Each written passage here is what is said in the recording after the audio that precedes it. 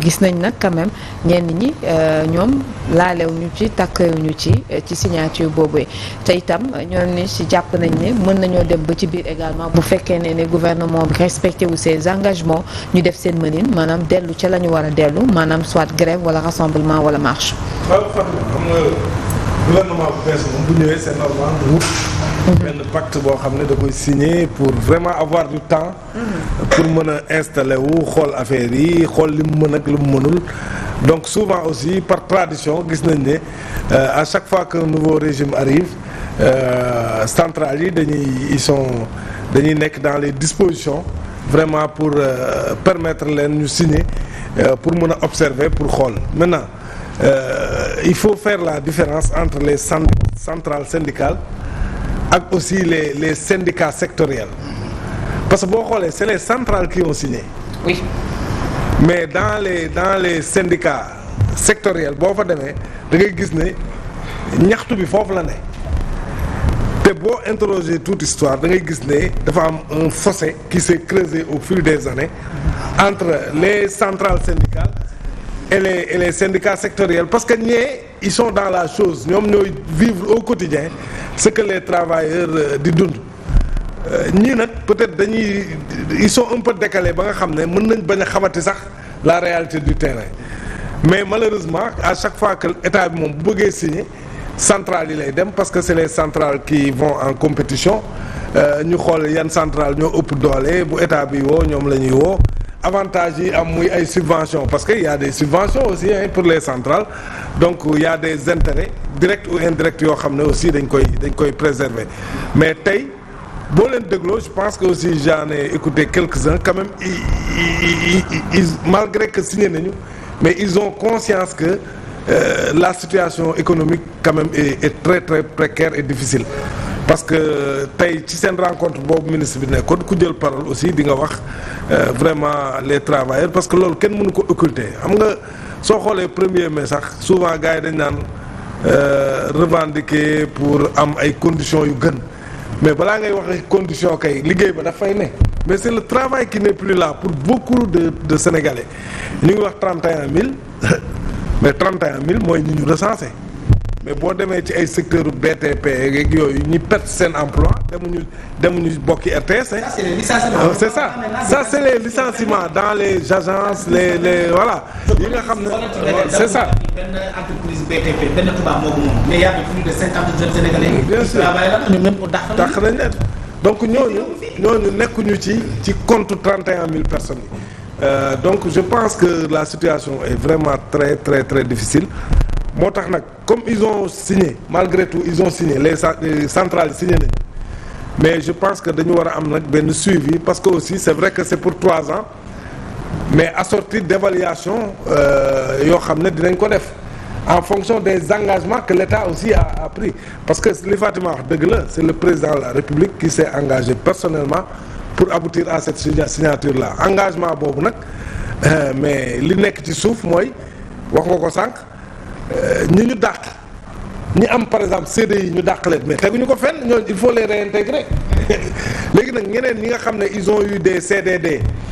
sur plusieurs années ce qui n'est pas normal parce que CDD boo ko renouveler da nga war a dem CDI je pense au port par exemple on a renvoyé des gens yoo xam ne yàgg nañ fa waaw yàgg nañ au FONGIP léegi nag ñooñu aussi mais on les a renvoyés injustement te mënoo dàq nit te doo ko jox dara loolu moo gën a aberrant quelqu'un qui fait plus de 10 ans dans une boîte nga ne da nga koy dàq avec 0 franc. Mais ça c'est pas possible donc je pense que tey président Diomaye premier ministre Ousmane Sonko dégg naa dem Ousmane Sonko mu ne wax naa ministre yi nañuy ubbi seen téléphone yeeg seen kii yi il faut être réceptif mais je pense que li ñu war a def mooy mal doon bi am ci liggéey mais ñu rectifier ko d'abord je pense que loolu c'est-à-dire loolu sax central dañ ko doon exiger avant la signature que tous les Sénégalais yi nga xam ne dañoo amoon ay CDI qu'on les réintègre d'abord ensuite examiner maintenant les autres cas léegi nag si le gouvernement accepte cela ñu signer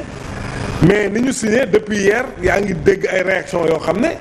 alors que ñooñu c'est les travailleurs. Donc vraiment bon signé nañu mais signé nañu dans un contexte vraiment très très difficile où beaucoup de Sénégalais ont perdu leur boulot te du loolu moo taxoon ñu fal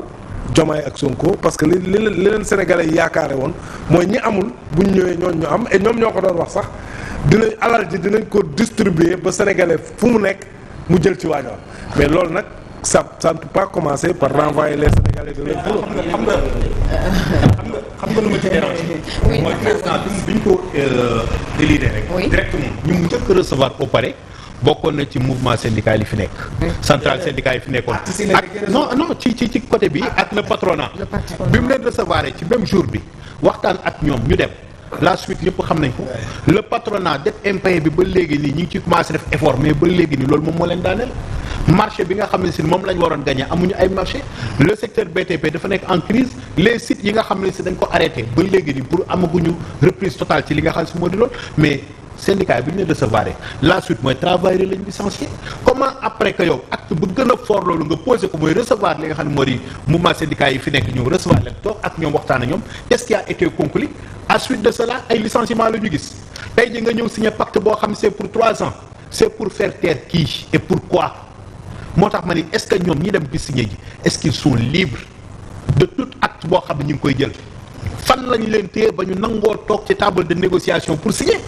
yow ñi ngay signer ñi ngay représenter d'accord uñu situation Sénégal bi nee nañ Sénégal waxatul dëgg ndax li nit ñi di wax ci kaw ak li nit Sénégal yi di dund ci suuf c'est diamétralement opposé ku xëy di wuti doo am kuy liggéey doo fayeeku kuy yóotu doo am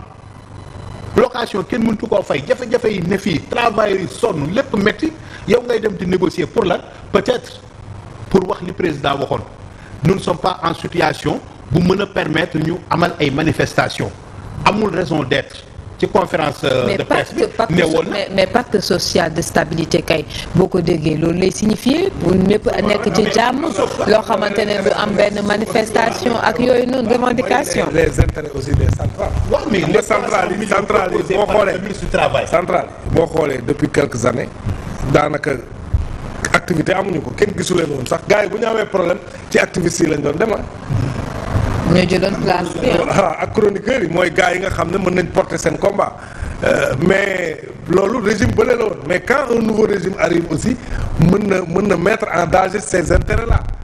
mooy subvention yooyu ñu doon libérer leen si seen subitement on a vu que centrales yi dañoo judduwaat amaat activité. mais président mooy li ngay wax est-ce que c'est pas dans le sens de préserver leurs intérêts moo tax aussi ñu signé li nga doon wax noonu laa lay jox. xam nga lan moom moo ci doy waar moom mooy pendant ce temps subvention wu le patronat des 100 millions dañ leen koo daggal yàggul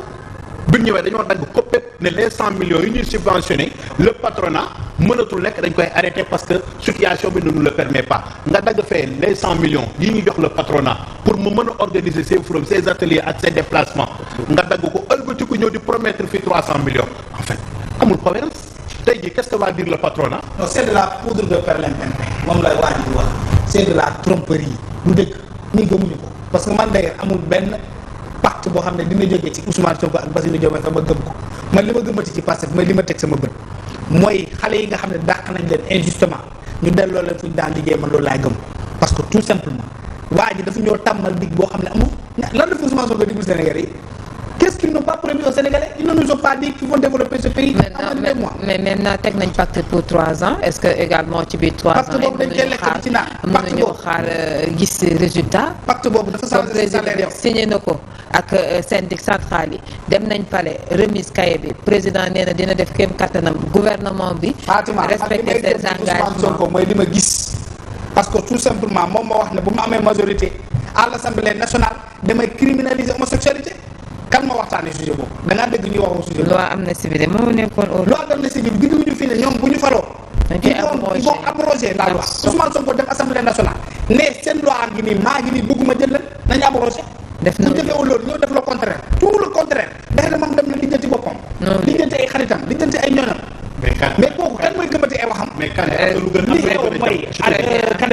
c'est que les centrales ont trahi les travailleurs c'est ça la vérité. mais ma doon la benn ñoo xam nag lu ñu leen jox nag comme ni ko doyen waxee nii. xam nga ñoo xam lu ñu leen jox. c'est le titre de la tribune. c'est ñoo xam lu ñu leen jox. de la trahison. le pacte de la trahison. c'est le titre de tribune aujourd'hui. moo tax ma tegal interrogation mais xam nga xam ne moo jàpp dëggantaan